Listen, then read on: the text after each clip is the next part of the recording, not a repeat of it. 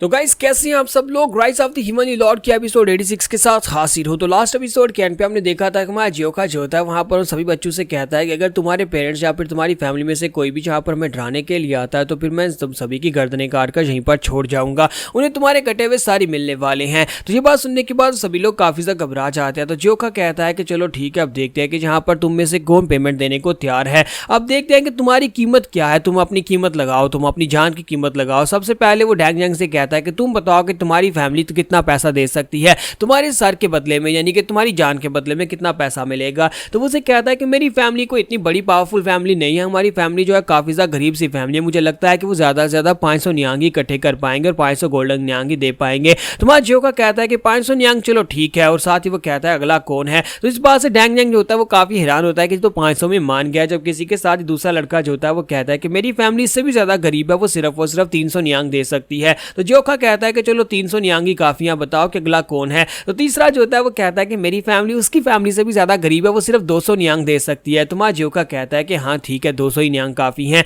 जब किसी के साथ डैंग जंग कहता है कि प्लीज मुझे माफ करना, लेकिन मुझे लगता है कि मेरी फैमिली भी काफी ज्यादा गरीब है, वो भी यहाँ पर 200 नियांग ही देख पाएगी। तुम्हारा जियोका कहता है बकवास बंद करो, जितना तुमने कह दिया अब उतना ही देना पड़ेगा। फिर साथ ही यहाँ पर ली सोमिन की बारी आती है। तो ली सोमिन कहते हैं कि मेरी फैमिली तो बहुत ज्यादा गरीब है, हम लोग सिर्फ और सिर्फ 100 नियांग ही दे सकते हैं। तो मास्टर शिम कहता है कि ये क्या, तुम्हारी फैमिली गरीब कहां से होगी, तुम तो हीवन सेक्टर से हो ना, तुम्हारी फैमिली तो काफी ज्यादा बड़ी है। जबकि मां जियोका कहता है ठीक है 100 नियांग ही काफी है, फिर से बताओ कि अगली बारी किसकी है। तो अगली बारी जो होती है वो सियोलजू की होती है। तो जब वहां पर सियोलजू की बारी आती है तो सियोलजू जो होती है वहां पर बोलने लगती है। तो मां जियोका कहता है मैं जहां पर तुम्हारे लिए खुद डिसाइड करूंगा कि तुम्हें जहां पर क्या देना पड़ेगा, क्योंकि मुझे लगता है कि तुम्हारे वारियंग मैनर के पास काफी सारा पैसा है। तो सियोलजू कहते हैं कि नहीं, मेरे वारियंग मैनर के पास इतना पैसा कहां से आएगा, हम लोग तो ज्यादा से ज्यादा 100 नियांग दे सकते हैं। और साथ ही वो सोच रही होती है कि मुझे लगता है कि मेरी फैमिली के लिए 100 नियांग भी इकट्ठे करना बहुत ज्यादा मुश्किल है। 100 गोल्डन नियांग हमारे पूरे एक साल का खर्चा है। तो इसी के साथ ही मां जियोका से कहता है कि तुम्हें क्या लगता है कि तुम जहां पर इतनी आसानी से सिर्फ 100 नियांग देकर अपनी जान बचा सकती हो,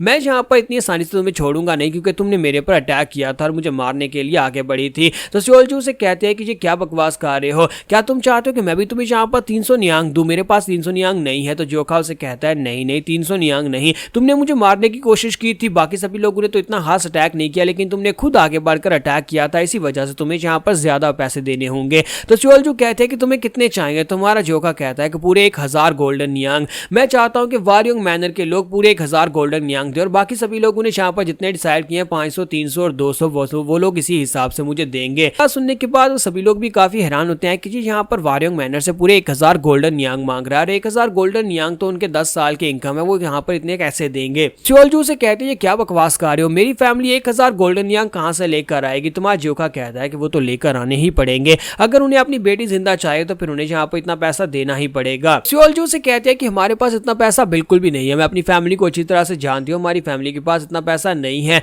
हम लोग यहाँ पर इतना पैसा कहां से लेकर आएंगे। अगर तुम्हें ज्यादा पैसे चाहिए तो फिर तुम यहाँ पर हीवन सेक्टर से मांगो ना। ली सोमिन ने भी तो तुम्हारे पर अटैक किया था, इससे तुम सिर्फ 100 नियांग मांग रहे हो, जबकि मुझसे 1000 मांग रहे हो। तो ये बात सुनने के बाद वो सभी लोग सोच रहे होते हैं कि क्योंकि तुम वारियंग मैनर से हो, इसी वजह से यहाँ पर वो तुमसे 1000 मांग रहा है। तुम्हारा जियोका से कहता है कि अगर तुम यहाँ पर पेमेंट नहीं देना चाहती तो यहाँ पर पेमेंट को पे करने के और भी तरीके हैं, तुम यहाँ पर लेबर के साथ भी उसे पे कर सकती हो, लेकिन उसके लिए तुम्हें यहाँ पर योंगयोंग से शादी करनी होगी। अगर तुम योंगयोंग से शादी करके यहाँ पर घर का सारा काम संभाल लेती हो तो फिर यहाँ पर हो सकता है कि जितने भी साल तुम यहाँ पर जिंदा रहो तुम्हें फ्री में खाना मिलेगा और साथ ही तुम्हारी पेमेंट पूरी हो जाएगी। तो योंगयोंग जो होता है वो ये बात सुनने के बाद कहता है कि क्या वाकई में मुझे लगता है कि मैं इससे शादी कर सकता हूँ, हालांकि मुझे यहाँ पर सुरख बालू वाली लड़कियां पसंद नहीं है, लेकिन फिर भी ये लड़की काफी ज्यादा खूबसूरत है। तो ये देखने के बाद हमारी जो सियोलजू होती है वो कहती है अपनी बकवास बंद करो तुम, मैं किसी बैंडेट के साथ शादी बिल्कुल भी नहीं करने वाली। तो मां जियोका कहता तो फिर ठीक है, यहाँ पर डिसाइड हुआ, तुम लोगों को मैंने पेमेंट्स बता दिए, जल्दी से एक लेटर लिखो,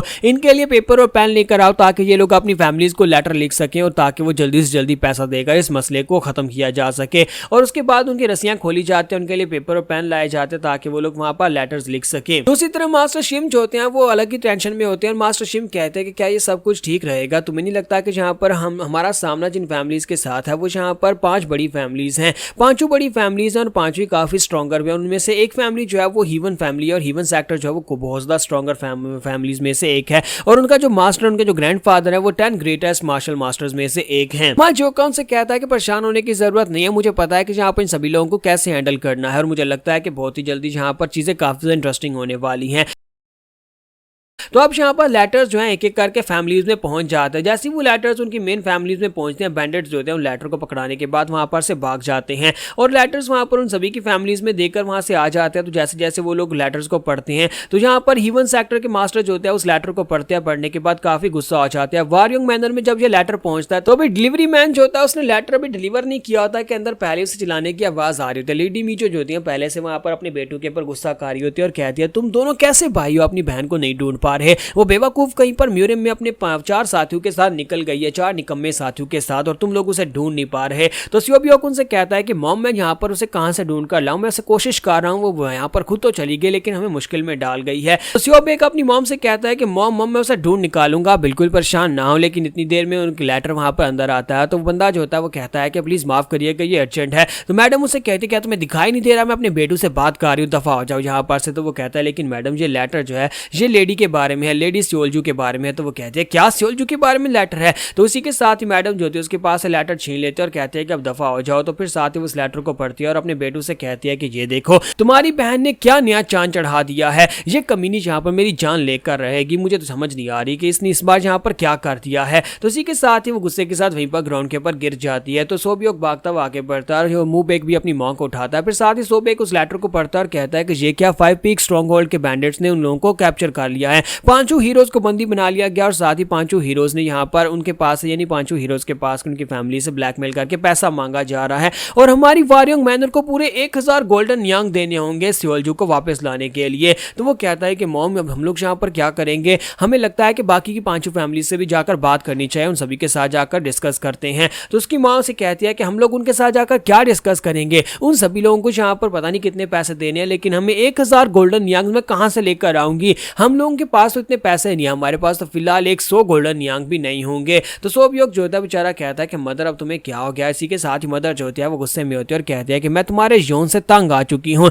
यानी कि वो यहाँ पर अपने हस्बैंड की ब्लड लाइन को कोस रही होती है कि यहाँ पर यौन जो कि रेड बालू हैं लड़के हैं या बच्चे हैं तो उनसे कोस रही होती है और कहती है कि तुम सभी यौन यहाँ पर मुश्किल पे मुश्किल क्रिएट करते जाते हो। तो बेचारे भी काफी ज्यादा परेशान हो जाते हैं जबकि बाहर जो लोग होते हैं वो लोग भी काफी हैरान हो रहे होते हैं। इतनी देर में एक नौकरानी वहां पर आती है तो वो लोग जो होते हैं वहां पर उसे कहते हैं कि तुम अंदर कहां पर जा रही हो, लेडी मीजो बहुत ज्यादा गुस्से में है। तो नौकरानी उसे कहती है कि एक लेटर आया हीवन सेक्टर की तरफ से, अभी यहाँ पर एक लेटर पहुंचा, लेडी मीजो को वो लेटर देना बहुत ज्यादा जरूरी है, इसी वजह से मैं अंदर आई हूँ। तो इसी के साथ ही मूबेक सोच रहा था कि मुझे लगा ही था कि 5 ग्रेट फैमिलीज जो हैं वो इतनी आसानी से इस मसले को इग्नोर नहीं करेंगे, वो लोग एक्शन जरूर लेंगे। तो इन सभी लोगों को यहाँ पर मीटिंग में बुलाया गया था। 5 बड़ी फैमिलीज के लोग जो होते हैं जिनके बच्चे किडनैप हुए हैं वो सभी के सभी लोग वहां पर उस मीटिंग में पहुंच जाते हैं। तो मीटिंग में आने के बाद वो लोग एक दूसरे के साथ डिस्कस कर रहे होते हैं। जब उन्हें पता चलता है कि यहाँ पर किसी को 500, किसी को 200 और किसी को 100 नियांग देने हैं और सबसे ज्यादा वारयोंग मैनर के लोगों को देने हैं, तो वो लोग भी इस बात से काफी ज्यादा हैरान होता है क्योंकि सबसे बड़ी दिक्कत तो उनके लिए होती है। तो लेडी मीजो उनसे कहते हैं कि अब जल्दी से बताओ कि हम लोग यहाँ पर इतना पैसा कहां से लेकर आएंगे जहां पर तुम लोग उनके ऊपर जाकर अटैक करके 5 पीक माउंटेन को एनाइलेट करने वाले हो। तो जहां पर हमारी एपिसोड 86 एंड होगा और नेक्स्ट एपिसोड में देखेंगे कि ये लोग क्या करने वाले हैं।